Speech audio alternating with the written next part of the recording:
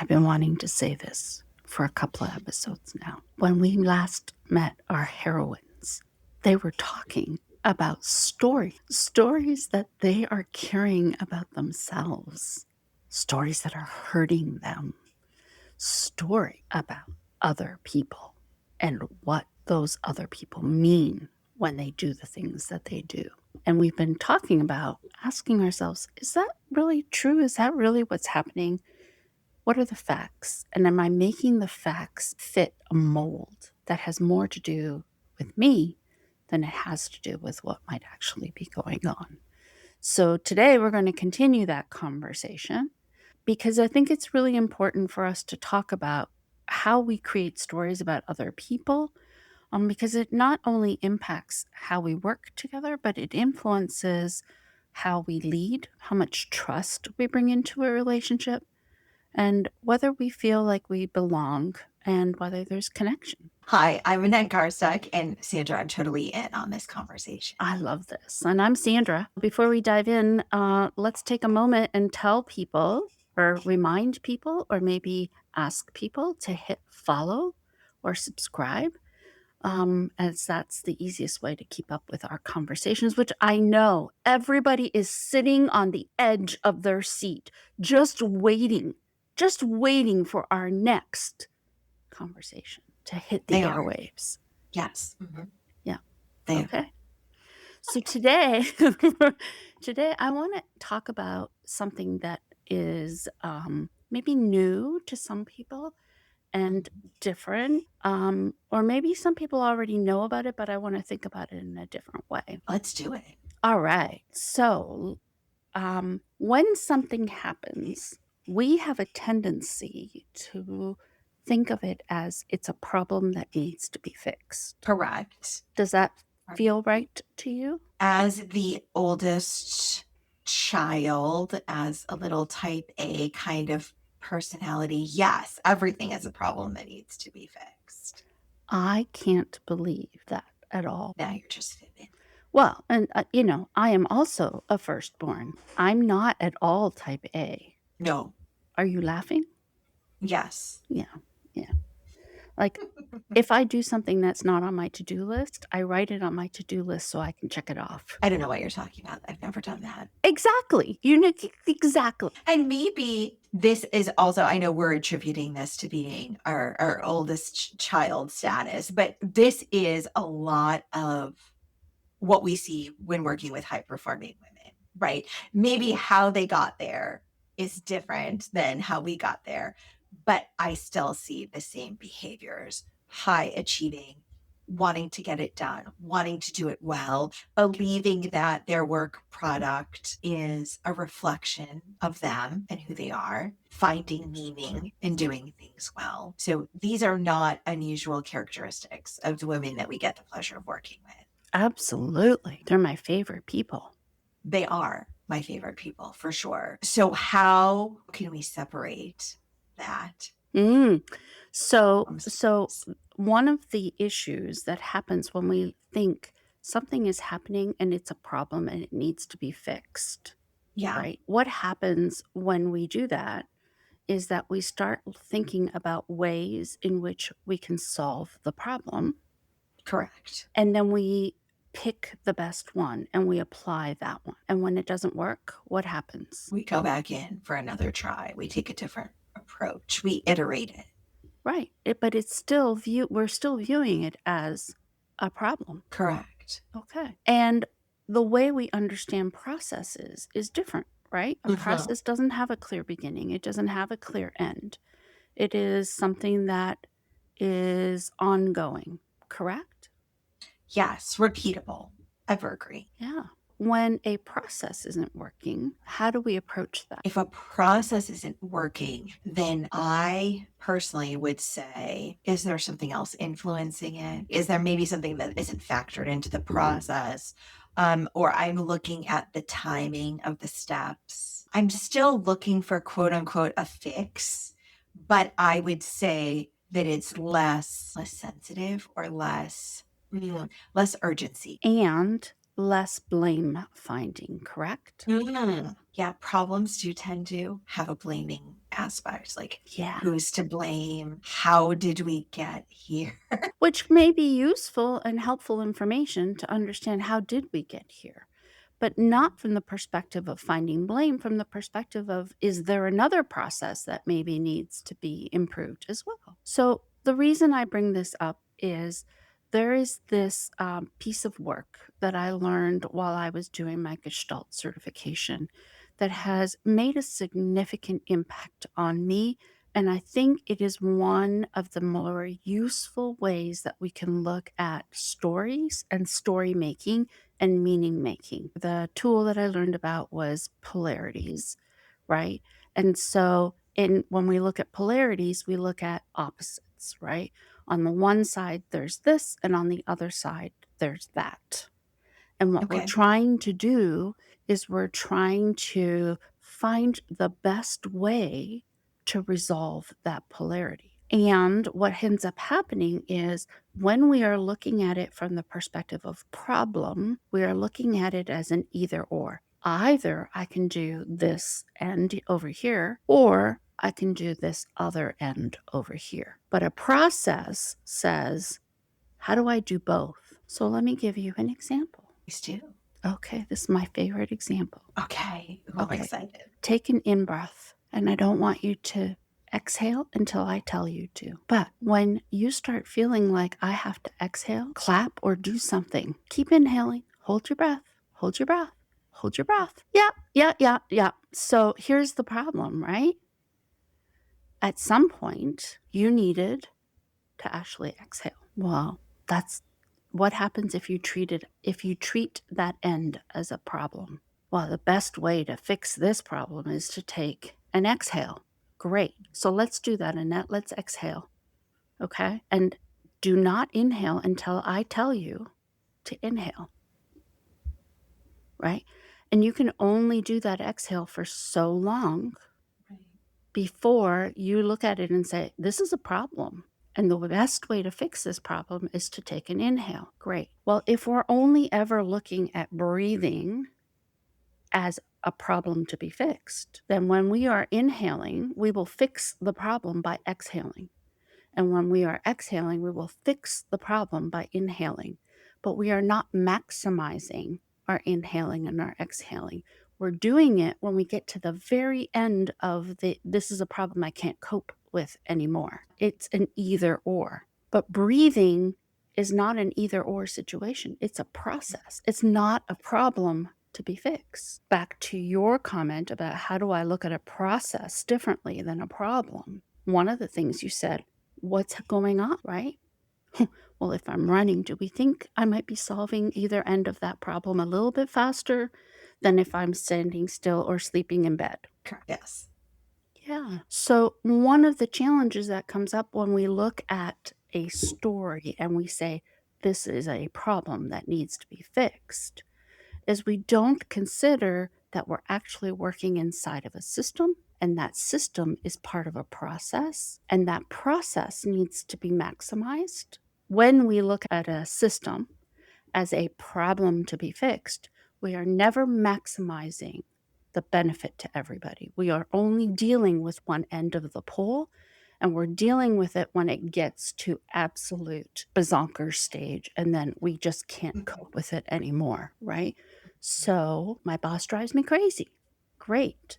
That's a process to manage because it's a relationship. It's not a problem to be managed. It's a process. What does that relationship need from a processing perspective? There are times when your boss needs you to do certain things, right? Because the timing is such that there's Yeah. reporting, there's cycles, there's business cycles, there's performance reviews, there's all kinds of things that are due. And so they are experiencing some pressures on their end, and they're trying to solve those system issues. And there are other times, right, when we get to the point where there's more flexibility for us to address the individual person in the process. Like you were talking about in our last episode, when somebody's experiencing a situation that requires them to have special accommodations. So it can't be an either or, it has to be an and. So when we look at stories from the perspective of this is a problem, this is the meaning I'm attaching to it, we're usually looking at it from an either or perspective as opposed to and. Or as a whole continuum of a process. That is a great way to think about it. And we're still going to have to solve problems, right? There's things that arise that need a momentary judgment decision, and we're going to have to do that. But overall, I agree with you. Relationships, work performance, Careers. driving, careers, right? Those are things that are processes. They are evolving processes, but they are processes nonetheless. So we don't have to be so either or this or that. We can say this and a little bit of that and some of those, and we can bring in all these things. And of course, the minute you said all that, I was thinking of going to that yogurt, frozen yogurt place. What was that called? Do you know the one I'm talking about? Began with an M and you put all those goodies on top and then paid a small fortune by weight. Menchie's, Menchie's. Menchie's, interesting. Oh, I'll have a little Yeah. bit of this scoop and I'll have a little bit of that and I'll have a little bit more of this. Yes. I think we tend to look at things as black and white, and they are never black and white. There's a lot of gray area in between. I need to come back to pausing and stopping myself from the rage and going all the way over to like this will never happen again. Not that I'm not like that all the time anyways, but anyways, how do I stop myself from seeing it as a problem and allow myself to consider the possibility that this is actually a process issue? What kind of tools and resources do you have for that? So one of the things that we can do is make a grid Okay. where we can talk about one side of the problem and the other side of the problem. So if it were a problem between, say, my boss and me, I would put me on one side, I would put my boss on the other side. So this is a vertical stripe down the paper. And then I would put a horizontal stripe down the paper, and I'd say, what are the positives of focusing on me and the way that I see this? What are the negatives of focusing on me and how I see this? What are the positives of seeing this from my boss's perspective? What are the negatives of seeing this from my boss's perspective? And when we are treating something as a process, what we want to do is maximize the positives for both of us. Because if we're only focused on one, then we're going to realize the negatives of both, because I'm going to dig my heels in and I'm going to focus on me, right? And I'm going to start to experience all those negatives. I'm not going to get promoted. I'm not going to get what I want. I'm not going to get the raise that I want. I'm not going to be viewed as a team player. And my boss is going to experience it from his negatives as well, her negatives as well, because they're going to be like, I'm going to have to performance manage this person.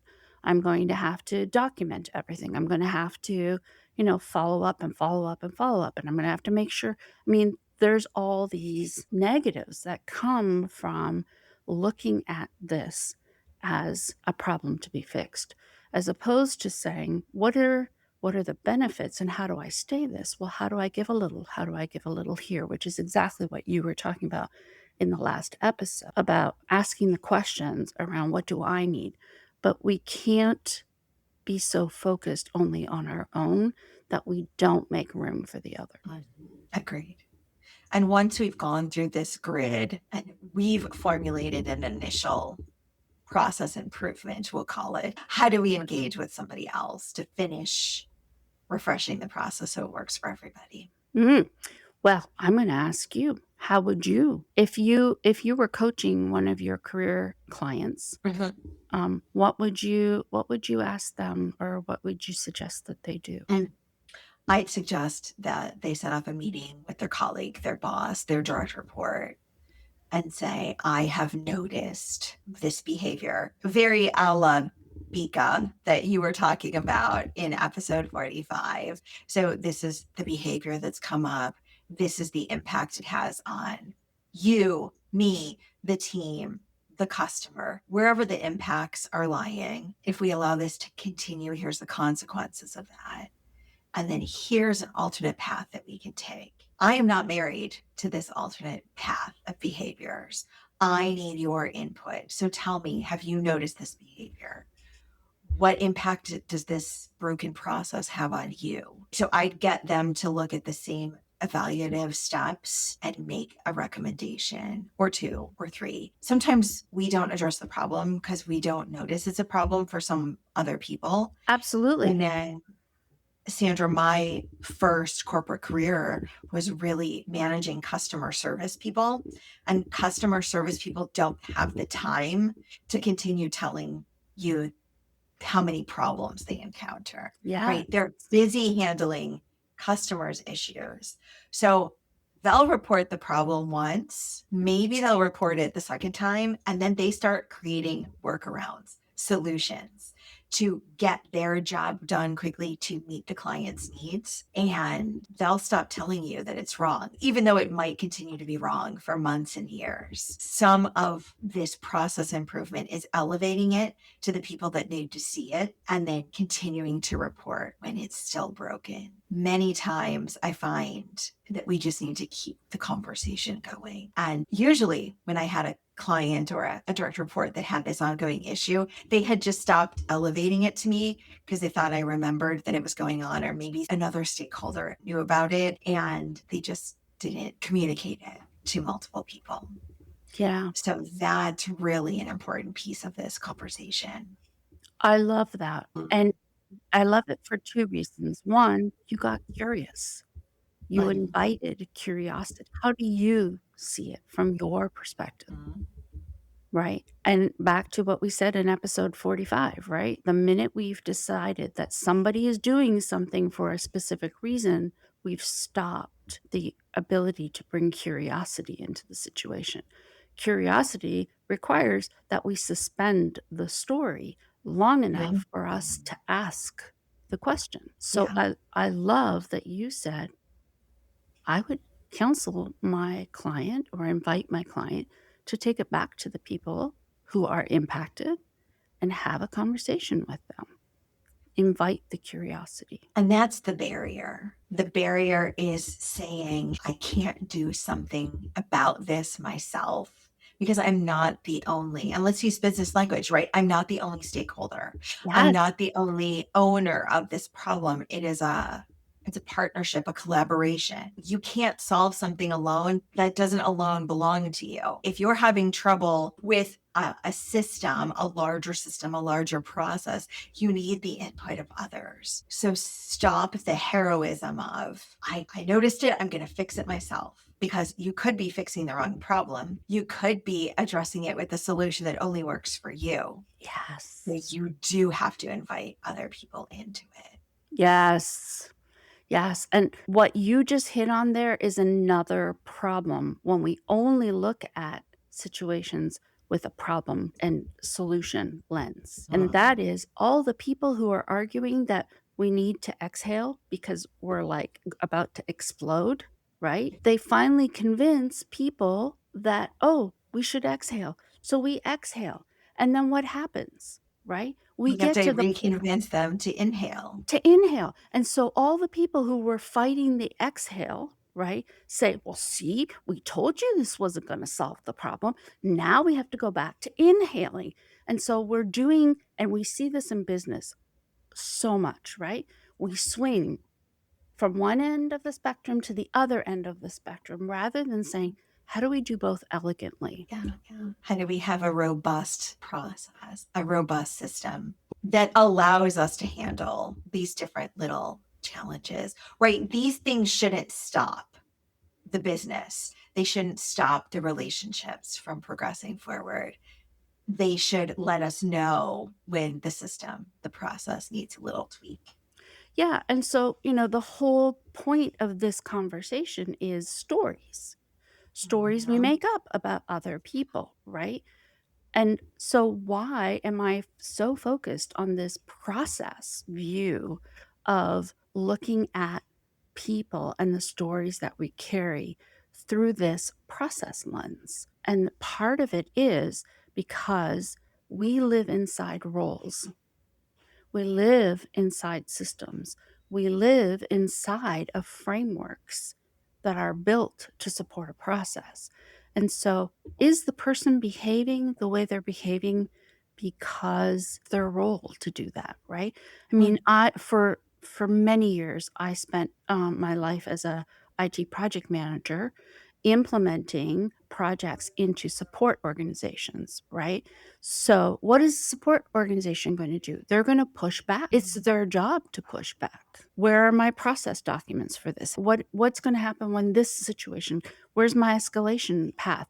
What's my emergency process to recover this system when things go down? Have I gotten enough training on this? I could look at my business partner, the support organization, and say, oh my God, they're just problems. They're just troublemaker. We're trying to get this project done and they're screwing with my timeline. That's one way to look at it, It but is. It's not a productive you're way to look at it. no, you're looking at it as a problem, right? And what I'd like to add to your definition of a problem is that problems should be one-offs. They're things that arise, and after they're fixed, it should resolve through my customer service lens, right? A problem is this coupon code isn't working for online Right. ordering.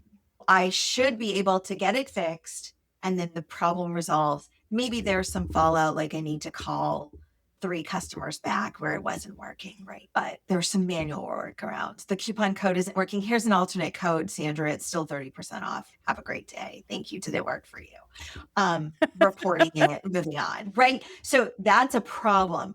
But a process, a bigger overall systemic issue could be every time you generate a 30% off coupon, it doesn't work. What's wrong with that? That's a bigger conversation. And we have to invite people in to say, Yeah. And the why and is the that happening? challenge, right. And the challenge is often instead of looking at it as a process problem, we look at it as a person problem. Yes. And we tell a story And that we tell a Sandra story. cannot generate that 30% off coupon to save her soul correctly. Right. That group is so irresponsible. That group is so incompetent. The manager of that group can't hold people accountable. And think about that story and how it's preventing you from really coming up with something that's amazing at work. Think about that, how it's limiting the people and their resources that you have. And let's decide to do something different. And it also, I think, colors conflict, Oh, for sure. right? I had an experience in my work life where I walked into a group that had a very adversarial relationship with a different group. And my experience walking in was, we should be able to get through this. And within a year, I was one of the inmates. I'm sorry. No, I think that's what happens, right? And of course, it's a growth process. I might approach that situation completely differently today, right? Sure. Right. But it's so interesting that at some level, right, this problem to fix and the stories we create about something become culture, and we can't fight culture, not as individuals. But that's why this is the way we've always done it, is one of the most damaging attitudes in business, really in life, because it doesn't invite the conversation on, can we make this better? Can we tell a different story? Can this be the starting point and not the ending point? So this is why in episode 44, we talked about oftentimes we carry these stories about ourselves and we make them about ourselves, right? I'm not good. What's wrong with me, right? But what if I'm working in a system that doesn't support the way I work? We're not going to change culture. We No. can try. We can engage with faith and trust and a sense of belonging and a sense of desire. But at some point, if we've tried and we're not making progress, we have to ask ourselves, we should ask ourselves, what if Yes, you I'm should. not the problem in this? What if I'm working inside of a system that's asking me to work in a way that is not healthy, requires a shift in the way that I work, that is not supportable? I mean, you said it beautifully. In episode 45, you were talking about what's the cost to me. And those are the times when you have to evaluate that is the system, is the process, is the place so wrong for me that I have to walk away. And also, you have to not tell yourself the story that you were the failure. Or that the other people involved were the failure because they're Correct. working inside of a system. And, right, That maybe the works for system is, them. yeah, or maybe they're willing to make the The adjustment. concessions. Yeah. Right. that's not my decision to make for them. No, It no, might it be certainly isn't. costing them family members, it might be costing them years, it might be costing them a heart attack. Mm, That is not my decision to make for them. The only person I can control in all of this is myself. I mean, how yeah, many times, maybe I'm just outing myself, but how many times have we been in a situation and we say, I'm going to quit? And everybody else is going to quit behind me too, because they are just as PO'd as I am about this situation. And we quit. And 2 years later, everybody we thought was going to follow us out the door is still at that place. mhm, And then we yeah. make up a story about them. And the reality is, maybe they're willing to make that adjustment. And I wasn't willing to make that adjustment. And there's nothing wrong with either one. You said something in episode 44, which is we have to work with the information that we have at the time Yeah. and make the decision. It might make us popular, it might make us unpopular, but know that if you do what's best for yourself in the moment, that you can always look back with a lesson, right? Or maybe that's a pivotal point where you made one small decision that led to other decisions. You have to have trust that it's an evolving situation. And even if you look back now and say, I would have done it different, but I'm so glad I did it that way, You know, that's okay. that's that there was a meme on the internet years ago, and I've never been able to find it no matter how much I've looked for it. It's something about experience is the thing that tells you not to do X and Y because, you might die. But doing X and Y is what gave you the experience. So on the one hand, right? Oh, I know not to do that because I have experience. But it was doing the stupid thing first that caused me to realize, "Oh, I probably shouldn't do that again. I broke my leg." Yeah. Right. But what if you've evolved and you've learned how to do X and Y and you won't break your leg? What if not doing something gave you the courage to say, I should have just done it? What if you're in a company or a culture where doing that thing would be so super valuable and they have the tolerance to let you try? And you will never know until you do. Yeah. So just because it's the right answer for you today doesn't mean it will be the right answer for you tomorrow. And you always have the opportunity to make a different choice. And, And let's not make a story up yeah. about the choice we made yesterday, the one we make tomorrow, or the one our neighbor made in the cube next to us. I love this, and I wanna go back to how the story that I opened up episode 45 with, the Paris, the Mhm. reason all the reasons to not go, but we went anyway, right? Yeah, The people that we were in that moment is not the people we are today. correct. And so we have a story about somebody and we're acting from that story. But who we were in that story and who that person was in that story, not the person that's standing across from us now. Time didn't stand still. They've grown, they've evolved, hopefully. You've grown, you've evolved, hopefully. And how often are we willing to look at somebody with whom we have past experience with fresh eyes? Yeah. This is an interesting conversation. And when I think about careers, one of the things I often get asked about is accepting a counter offer. Mm.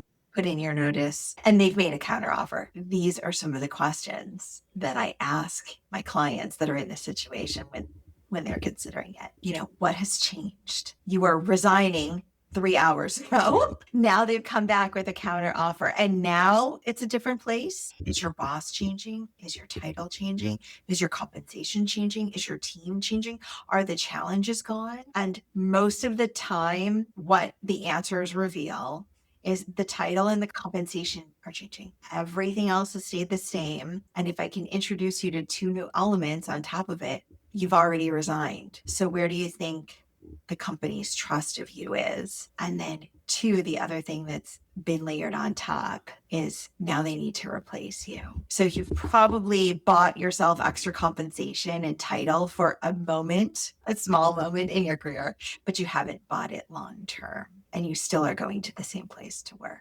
That's the reason I think, the multiple reasons I think accepting a counteroffer won't work. But many people are able to tell themselves a different story in the moment, accept it, and then a few months, a few weeks later, they're like, what the heck did I do to myself? Yeah. Yeah. At the risk of introducing something completely new in the last like 3 minutes of our recording. I would just say, what's the fear? What's the fear underneath the jump? What's the fear that's holding you in place? What are you making this mean? Which has been our question throughout this whole conversation about the stories we hold about other people. What are Yeah. you making it mean? Yes. Because it's never about the other person. It is always about us. Yes. And can we hide behind that story? Mm. Because I make up a story about somebody else, does it get me and my subconscious, my unconscious off the hook on exploring the story about myself? Wow. We might have to add an episode to this conversation. We might have to add to talk about that at some future point. I Mm. don't have the answer. It's I don't just have it what either. came up for me when you asked that question. Often, when I ask the question, one of several things are going on. The first one is maybe resentment at being asked, embarrassment at being asked that question. Sometimes tears, right? Because there's real emotion behind that. And what I find most interesting, regardless of what the reaction is what is the story underneath? Because that is usually where we hit the kernel that's at work here. And by kernel, I don't mean COL.